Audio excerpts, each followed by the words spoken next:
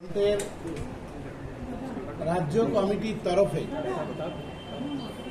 আসন্ন বিধানসভা নির্বাচন যা আগামী 23শে এপ্রিল এবং 29শে এপ্রিল অর্থাৎ দুই দফায় হওয়ার কথা। ইতিমধ্যে বিভিন্ন রাজনৈতিক দল তাদের প্রার্থী তালিকা প্রকাশ করেছে। কোনো কোনো রাজনৈতিক দলের প্রার্থী তালিকা প্রকাশ হতে বাকি আছে। তার মধ্যে আমরা ইতিপূর্বে জানিয়েছিলাম যে আমরা প্রথম পর্যায়ে একটা প্রার্থী তালিকা প্রকাশ করব সোমবার দিন, অর্থাৎ আজকে 23শে মার্চ সোমবার। আমাদের পূর্ব ঘোষণা অনুযায়ী আমরা প্রার্থী তালিকা প্রকাশ করতে চলেছি।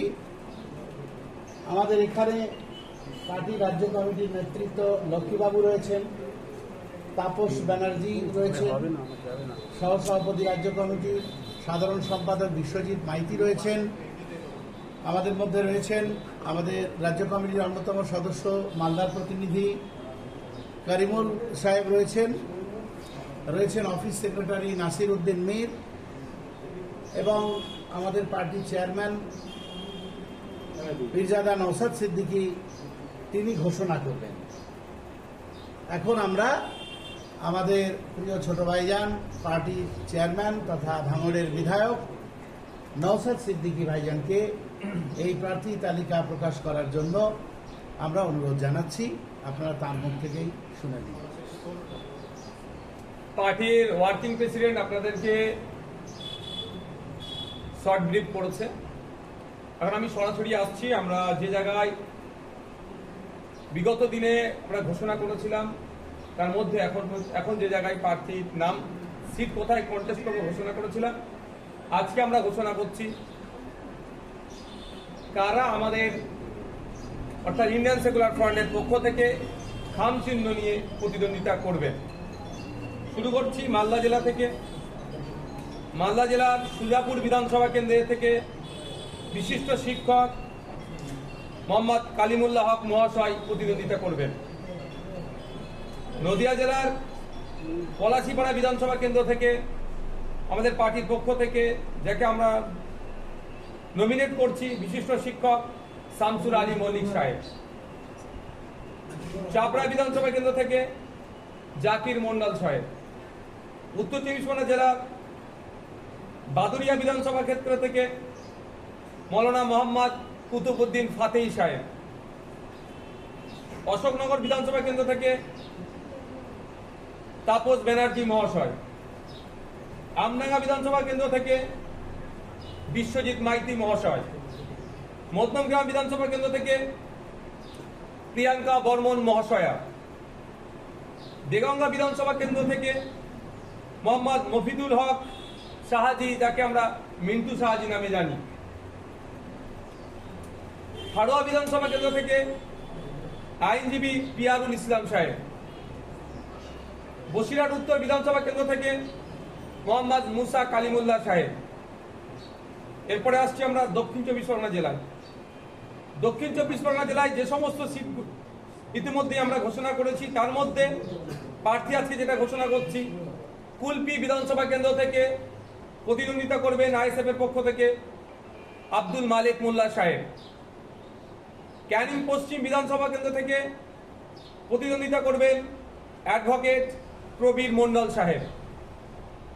ক্যানিং পূর্ব বিধানসভা কেন্দ্র থেকে প্রতিদ্বন্দ্বিতা করবেন আরাবুল ইসলাম সাহেব। মগরাহাট পশ্চিম বিধানসভা কেন্দ্র থেকে প্রতিদ্বন্দ্বিতা করবেন আব্দুল আজিজ আল হাসান সাহেব। ভাঙড় বিধানসভা কেন্দ্র থেকে প্রতিদ্বন্দ্বিতা করবেন মোহাম্মদ নওশাদ সিদ্দিকী। তারপরে আসছি আমরা হুগলি হরিপাল বিধানসভা কেন্দ্র থেকে প্রতিদ্বন্দ্বিতা করবেন আইএসএফ এর পক্ষ থেকে শেখ মুজাফফর আলী, যাকে আমরা মাজাদা নামেও চিনি। খানাকুল বিধানসভা কেন্দ্র থেকে প্রতিদ্বন্দ্বিতা করবেন শেখ সাদ্দাম হোসেন। এরপরে আসছি আমরা পূর্ব মেদিনীপুর। পাঁশকুড়া পশ্চিম বিধানসভা কেন্দ্র থেকে প্রতিদ্বন্দ্বিতা করবেন আফজাল আলী শাহ। নন্দীগ্রাম বিধানসভা থেকে প্রতিদ্বন্দ্বিতা করবেন বিশিষ্ট শিক্ষক ও মৌলানা মোহাম্মদ সবে মিরাজ খান। পশ্চিম মেদিনীপুর জেলার শালবনী বিধানসভা থেকে প্রতিদ্বন্দ্বিতা করবেন বিশিষ্ট শিক্ষক পীযূষ হাসদা মহাশয়। পশ্চিম বর্ধমানের বারাবণী বিধানসভা থেকে প্রতিদ্বন্দ্বিতা করবেন বিশ্বজিৎ বাউরি, বাপি বাউরি নামে যিনি পরিচিত। বীরভূম বিধানসভা কেন্দ্রের বীরভূম জেলার যে সমস্ত বিধানসভা কেন্দ্র থেকে আমাদের ইন্ডিয়ান সেকুলার ফ্রন্টের পক্ষ থেকে প্রতিদ্বন্দ্বিতা করছেন বোলপুর বিধানসভা কেন্দ্র অধ্যাপক বাপি সরেন মহাশয়। মুরারই বিধানসভা কেন্দ্রের হজরত আলী, তাকে সওদাগর হিসাবেও এলাকায় তিনি পরিচিত। এই সমস্ত সিটগুলিতে আমরা এখন আমাদের পার্টির পক্ষ থেকে যারা প্রতিদ্বন্দ্বিতা করছেন তাদের নাম আমরা ঘোষণা করলাম। আর যে কয়েকটি সিট বাকি আছে আগামী বুধবার তথা পরশু দিনকে আমরা আমাদের সেকেন্ড পর্যায়ের লিস্ট আমরা ঘোষণা করব, প্রার্থীর লিস্ট ঘোষণা করব। আজকে আমরা 23 জনের নামের লিস্ট আমরা পাবলিশ করলাম। সিপিআইএম সমর্থিত অবশ্যই অবশ্যই। আচ্ছা, 4টে সিট নিয়ে যে গন্ডগোল হচ্ছিল, বলছি আরাম এই সেটা একটু ছবিটা নিয়ে নিন।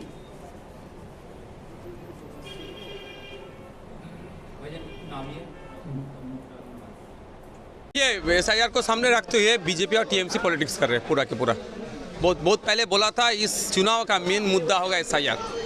लास्ट असेंबली इलेक्शन का चुनाव का मुद्दा था एनआरसी सीए। बीजेपी वालों ने और टीएमसी मिलके बाइनरी पॉलिटिक्स किया था। इस साल भी एसआईआर को सामने रखते हुए ये लोग बाइनरी पॉलिटिक्स करेगा। जैसे बोला था एसआईआर एनआरसी सीए करके भगा देगा, इस साल बोलेगा एसआईआर से ऐसा होगा वैसा होगा।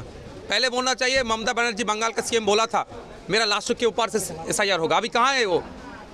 ममता बनर्जी को स्टेट ऑफ वेस्ट बंगाल की तरफ से सुप्रीम कोर्ट जाना था, लेकिन उन्होंने नहीं गया है। स्टेट नहीं गया सुप्रीम कोर्ट में, हम गया लड़ने के लिए, लेकिन स्टेट को जाना चाहिए था ना। ईद के मौके पर ममता बनर्जी और अभिषेक बनर्जी को पॉलिटिकल भाषण देते हुए नहीं देना चाहिए था। एक रिलीजियस फेस्टिवल चल रहा है, वहाँ पे जो सरकार का जो चीफ है वो जाएगा, कोई दिक्कत नहीं। जहाँ पे तो पीस हार्मनी का बात बोलना चाहिए, पॉलिटिकल ना बात बोलना चाहिए था। लेकिन दुख की बात है रिलीजियस प्लेस में भी जहाँ पे नहीं पॉलिटिक्स करना चाहिए ममता बनर्जी वही वहाँ पे कर रहे हैं। एक तरफ शौकत मुल्ला आपके सामने और दूसरी तरफ मीम ने जेपीयू के साथ जोड़ किया है। क्या देखिए पॉलिटिक्स में कौन किसके साथ रहेगा कौन जाएगा मैं डिसाइड नहीं कर सकता हूँ।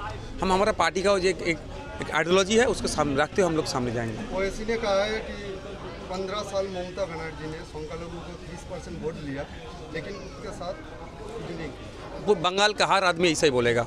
अब चाहे मुसलमान को बोलो, नॉन मुस्लिम भाई को भी बोलेगा ऐसे। मुसलमान को सिर्फ ये लोग यूज़ किए, यूज़ एंड थ्रो के जैसे कर।